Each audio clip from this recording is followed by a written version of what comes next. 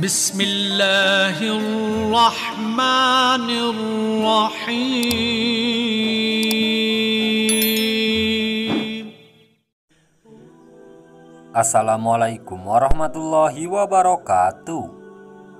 Selamat datang kembali di channel Aksara Islam.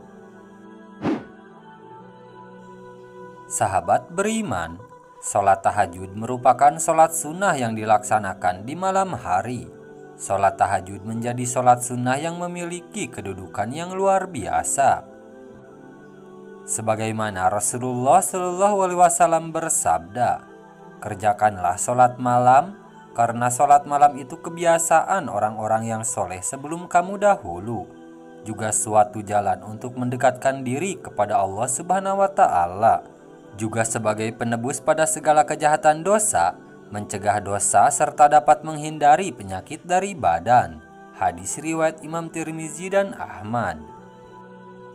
Saat melaksanakan sholat tahajud, setelah membaca Al-Fatihah, kita dianjurkan untuk membaca surat-surat pendek dalam Al-Quran.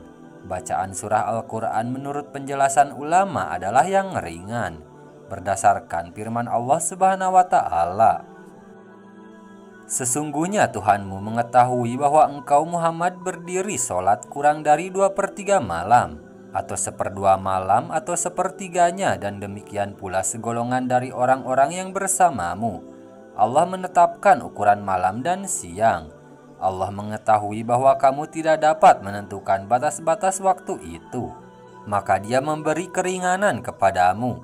Karena itu bacalah apa yang mudah bagimu dari Al-Quran.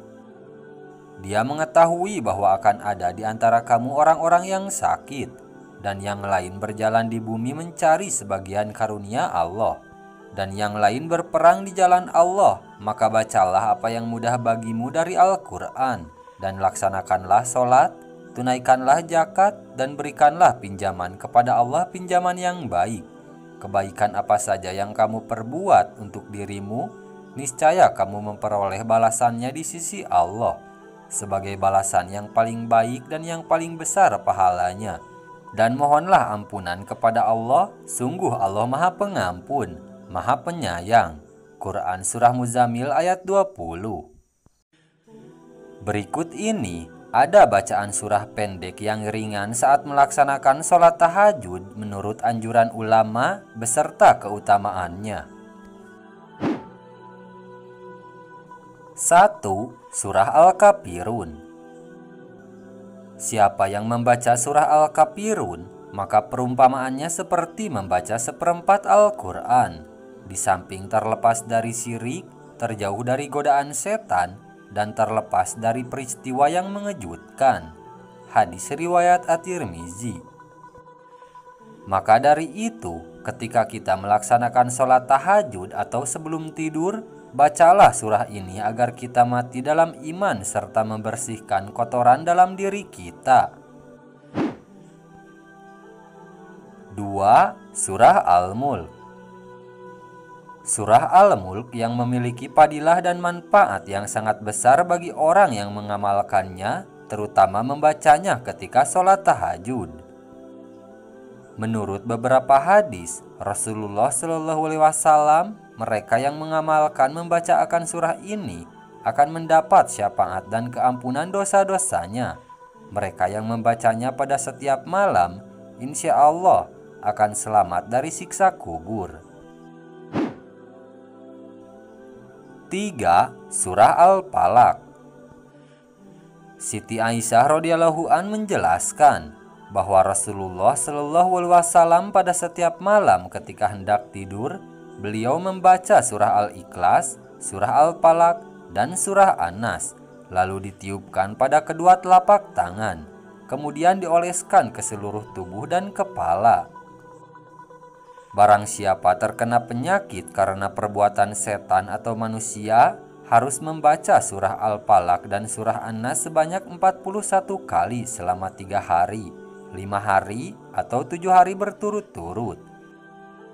Barang siapa yang takut akan godaan setan dan manusia, takut dalam kegelapan malam, atau takut dengan kejahatan manusia, bacalah surah Al-Falaq dan surah An-Nas sebanyak 100 kali.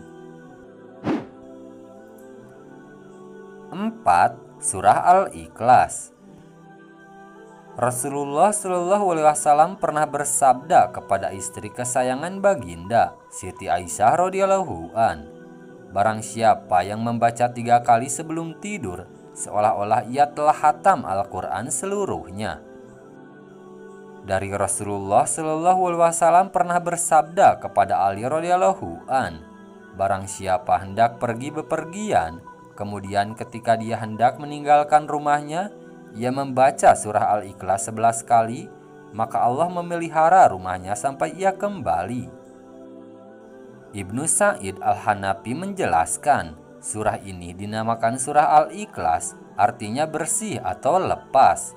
Maka barang siapa yang membacanya dan mengamalkannya dengan hati yang ikhlas, maka ia akan dilepaskan dari kesusahan duniawi, dimudahkan di dalam gelombang sakaratul maut, dihindarkan dari kegelapan kubur dan kengerian hari kiamat. 5. Surah An-Nas. Surah An-Nas adalah surah yang terakhir ke-114 dalam Al-Quran. Nama An-Nas diambil dari kata An-Nas yang berulang kali disebut dalam surah ini yang berarti manusia. Surah ini termasuk dalam golongan surah Makkiyah. Isi surat ini adalah untuk mengatur manusia, memohon perlindungan kepada Allah dari godaan setan baik yang berasal dari golongan manusia maupun jin. Surah An-Nas ini juga adalah penerang hati. Nah, itu dia sahabat beriman, beberapa surah pendek yang dianjurkan untuk dibaca ketika kita mengerjakan sholat tahajud. Sekian dulu video dari kami. Jangan lupa dukung channel Aksara Islam dengan klik tombol subscribe. Assalamualaikum warahmatullahi wabarakatuh.